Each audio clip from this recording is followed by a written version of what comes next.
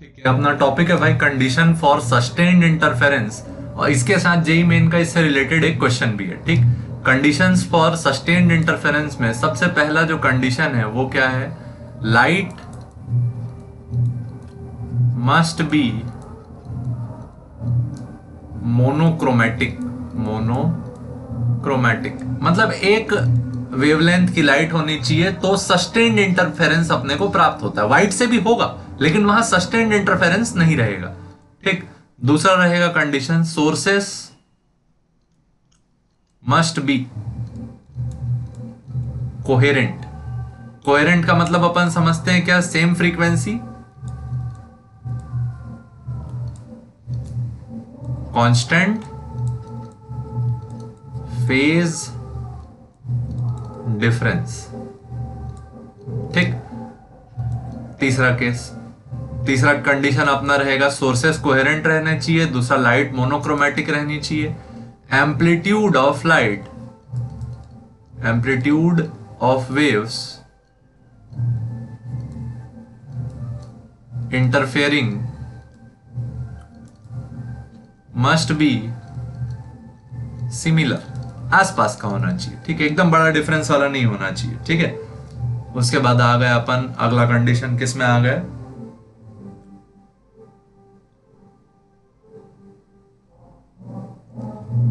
Simple है, two light waves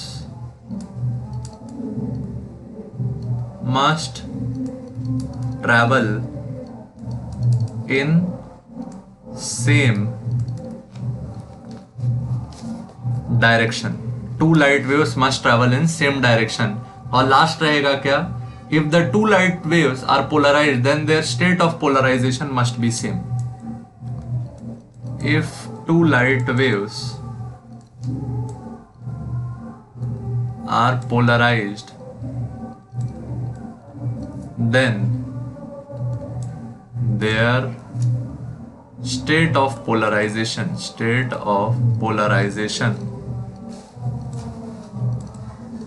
must be same। ठीक, ये थ्योरी वाला टॉपिक है भाई, इसको याद रख के चलना। पहला क्या? लाइट मोनोक्रोमेटिक होनी चाहिए, मतलब एक वेवलेंथ की होनी चाहिए।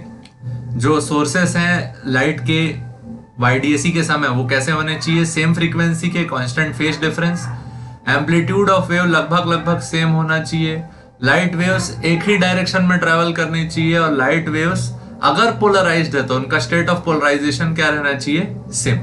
ठीक, अब यहां पे देखो, in Young's double slit experiment the source of white light, the source को कैसे यूज किए? सोर्स की जगह अपन यूज किए व्हाइट लाइट इज यूज्ड। अब व्हाइट लाइट को यूज किए, उसके बाद one of the slits is covered by red filter. इसमें रेड कलर लगा दिए, रेड कलर की पन्नी, यहां से क्या लगा दिए? ग्रीन पन्नी। ठीक, तो एक से रेड लाइट आ रही है और एक से ग्रीन लाइट आ रही है, तो यहां पे देखो वेवलेंथ अलग अलग हो गया।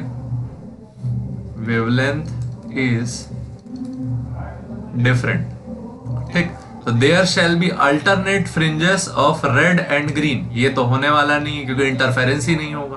There shall be pattern for red distinct and that for green, ये भी नहीं होगा। There shall be interference pattern where each fringe pattern centre is green and outer edges are red. ठीक, ये भी गलत है क्योंकि इंटरफेरेंस की बात कर दी है तीनों में और इंटरफेरेंस होगा ही नहीं। ठीक, देखो क्या दिया है? When white light is used in Young's double slit experiment, one slit is covered by red filter and other by green। ठीक,